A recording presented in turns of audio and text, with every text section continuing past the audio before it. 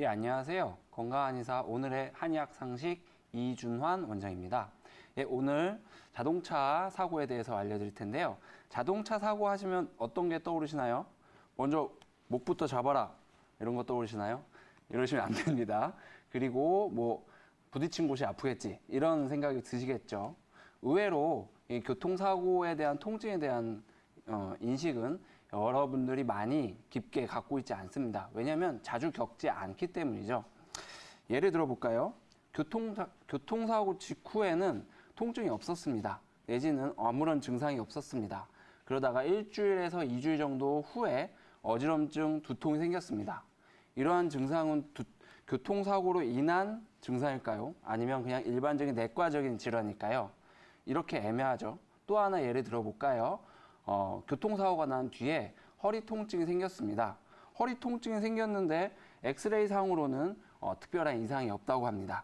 이러한 경우에는 엑스레이 상으로 나는 괜찮으니까 자연적으로 개선이 될 것인가 아니면 치료를 해야 될 것인가 이런 점들이 사실 애매합니다. 이런 점 제가 오늘 하나하나 잘 짚어서 알려드리도록 하겠습니다.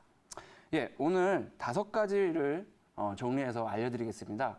첫 번째는 아까 말씀드렸듯이 엑스레이 상으로는 괜찮은데 나는 통증을 느낀다. 이럴 때 치료를 해야 되는 것인가 아니면은 자연적으로 치료가 될 수 있을까에 대한 것이고요. 두 번째는 이러한 증상들을 괜찮겠지 하고 방치했을 때 이때 나중에 어떤 후유증이 생길 수 있는가에 대해서 알아볼 것이고요. 세 번째, 교통사고로 인해서 생길 수 있는 질환은 타 일반 질환에 비해서 어떤 차이점이 있을까? 그리고 네 번째는 이런 근골격계 이외에 내과적인 증상도 있을까에 대한 것입니다. 그리고 5번째는 교통사고로 인해서 생긴 증상들을 한의학, 한의원, 한방 치료를 통했을 때 어떤 장점이 있을까에 대해서 알아보겠습니다. 예, 교통사고로 내원하시는 분들은 대부분 일단 엑스레이를 검사를 받으시죠. 이를 통해서 수술이 필요한 경우에는 수술을 받고요. 하지만 수술이 필요하지 않은 분들은 안심을 합니다. 의외로 안심을 합니다. 왜냐하면 대부분 정형외과에서는 수술 이외의 증상에 대해서는 괜찮다고 말을 하니까요. 하지만 엑스레이 상으로는 양호 하나 자기 본인이 통증을 인식하고 있는 경우가 문제입니다. 이럴 때는 나는 통증이 있는데 이거 내버려도 되나? 이렇게 생각을 하게 되죠. 이럴 때는 제가 정리해 드리겠습니다.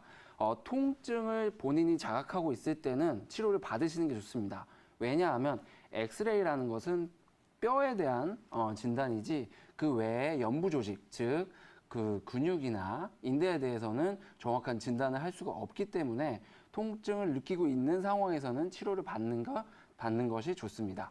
예. 제가 이거를 예. 그리고 두 번째, 교통사고로 인해서 통증을 방치했을 때 이에 대한 후유증에 대해서 알려드리겠습니다. 예를 하나 먼저 드리겠습니다.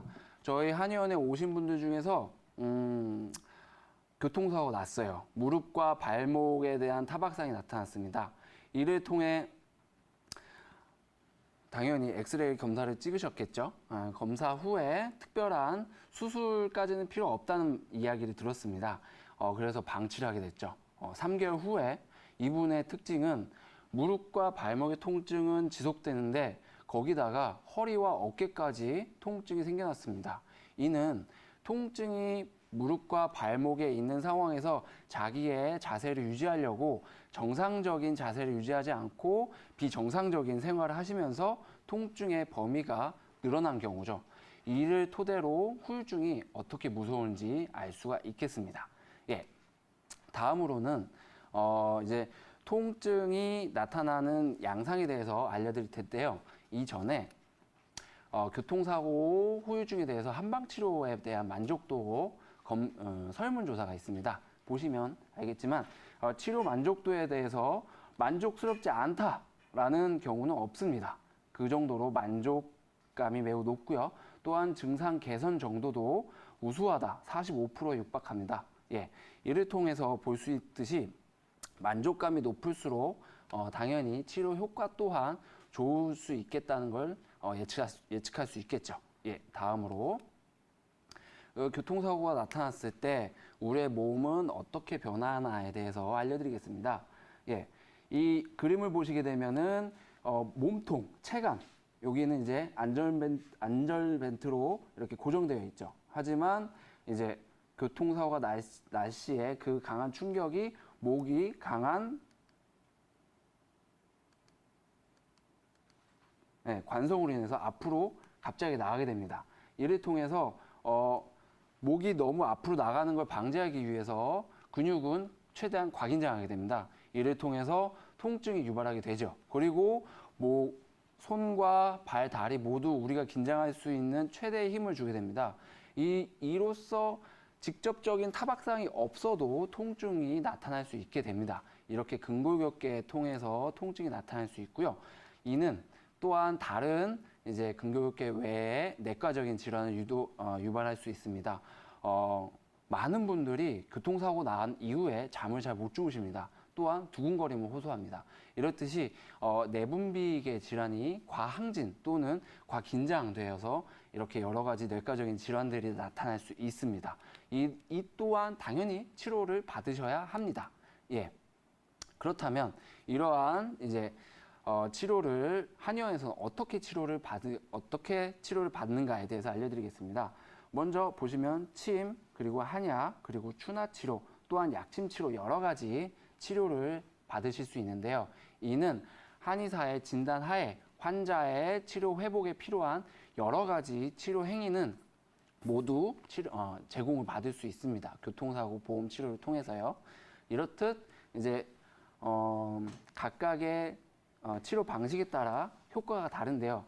가장 중요한 점은 한약입니다. 한약은 교통사고 나신 분들이 특이점이 팔이 아팠다가 어깨가 아팠다가 이런 유주성 동통이 나타납니다. 이러한 경우 이제 어떤 고착화되지 않은 통증에는 탕약을 통한 치료가 매우 효과적입니다. 또한 이 추나 치료는 아까 말씀드렸듯이 어떤 인체의 전체적인 밸런스가 깨졌을 때 그때 탁월한 효과가 나타나기 때문에 매우 좋은 효과를 나타낼 수 있습니다.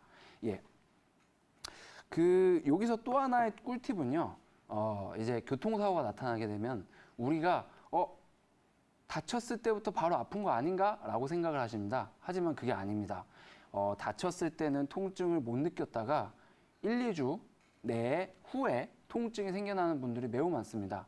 이는 이 신경계통이 워낙 긴장돼 있어서 통증을 차단시켰다가 나중에 신경계가 회복되면서 통증을 느끼기 시작합니다. 이렇듯이 이제 바로 난 지금 통증이 없으니까 괜찮다라고 너무 성급하게 이제 결정하지 마시고요. 좀 더 지켜보실 필요가 있습니다.